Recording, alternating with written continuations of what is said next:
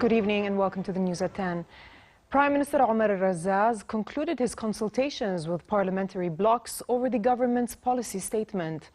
He told the lower house's Reform Committee and independent MPs that his government takes comments on the policy statement over issues of concern to citizens as constructive criticism.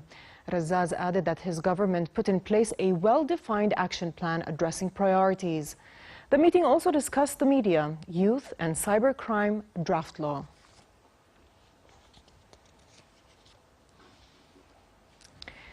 Minister of Foreign Affairs and Expatriates Ayman al-Safadi expressed His Majesty King Abdullah's appreciation of NATO's support to Jordan during NATO's summit in the Belgian capital. Safadi, who was deputizing for the king, reaffirmed Jordan's partnership with the alliance to achieve peace, security and stability. Safadi stressed the need to resolve the Palestinian-Israeli conflict on the basis of the two-state solution as key to regional peace and security. He highlighted the latest developments in the Syrian crisis and its impact on Jordan's economy. NATO foreign ministers meanwhile underlined the centrality of Jordan's role as a stable force in the region and a reliable partner in the fight against terrorism.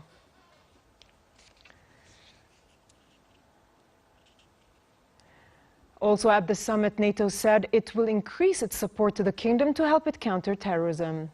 NATO's Secretary General Jens Stoltenberg made the remarks to reporters, adding that NATO's goal is to strengthen the stability of its partners to prevent crises and strengthen the alliance defenses when facing challenges with its southern neighbors. The new assistance package to Jordan will be in priority areas such as cyber defense, counter improvised explosive devices and civil preparedness, and border security to counter terror challenges.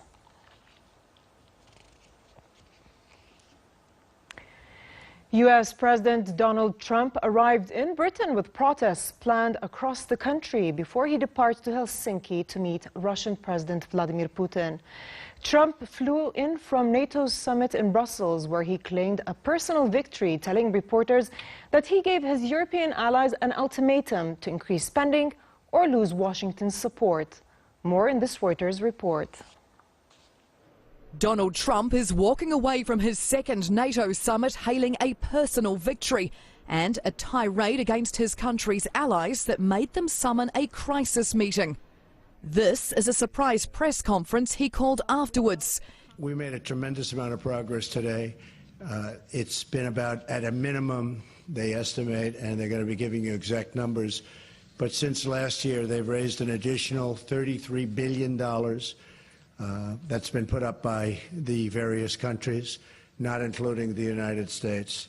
He says member states have agreed to accelerate their progress toward putting 2% of their GDP into military spending. Few outside the states have hit that target, although only one day prior he said it should be doubled to 4%, a figure unlikely to be agreed to by many foreign governments. The president's $33 billion figure is yet to be confirmed, although he said it would be, from the mouth of NATO's Secretary General. Well, he thanked me, actually. He actually thanked me, and everybody in the room thanked me. Regardless of the outcome, Germany was squarely in his crosshairs. Officials in the meeting said Trump shocked many of them when he broke with diplomatic protocol to address German Chancellor Angela Merkel by her first name, telling her, quote, "Angela, you need to do something about this." Merkel has said the summit was intense. Most officials and the invited leaders of non-NATO Afghanistan and Georgia were ushered out. Others in the room deny a suggestion Trump threatened to quit the alliance. But when asked about it, he said he believed he could do that without congressional approval if he wanted. Back here at home, Minister of Labour Samir Murad received an invitation from the Qatari government to visit Doha to discuss mechanisms of providing jobs to Jordanians, as pledged by the Qatari state. The chargé d'affaires of the Qatari embassy in Amman, Abdulaziz Al Sada, extended the invitation during a meeting between the two. Qatar pledged last month to create 10,000 jobs for Jordanian youth in Qatar and invest $500 million to support infrastructure and tourism projects in Jordan.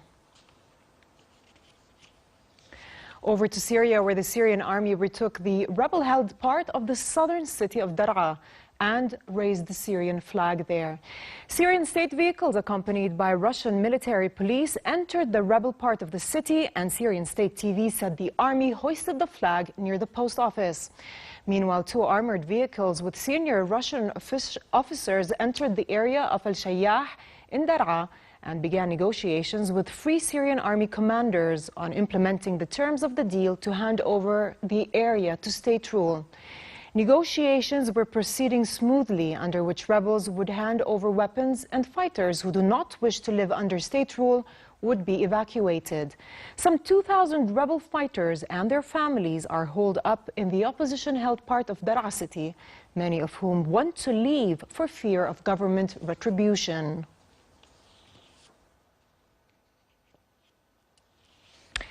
In sports, Serena Williams became the first mother in 38 years to reach the Wimbledon final with a 6-2, 6-4 demolition of Germany's Julia Gerges in 70 minutes.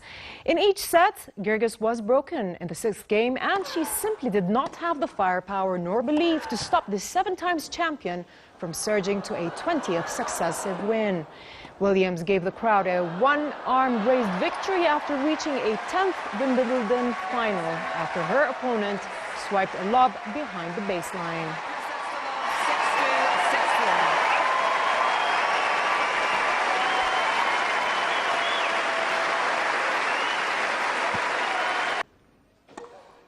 Earlier, Germany's Angelique Kerber proved too solid for Latvian Jelena Ostapenko as she reached her 2nd Wimbledon final with a 6-3, 6-3 victory. The 30-year-old was gifted point after point as Ostapenko's aggressive game backfired in a blaze of unforced errors. She will next face Serena Williams in the final. And finally, the weather outlook. It will be fair and humid in most regions tonight, while tomorrow temperatures are expected to slightly drop to below their seasonal average. Temperatures in Amman will range between a high of 31 degrees and a low of 20, while in the Gulf of Aqaba it will be hot with daytime highs of 38 degrees, dropping down to 27 at night. With this, we come to the end of tonight's news. I'm Dana Abusham. Thanks for watching and have a good night.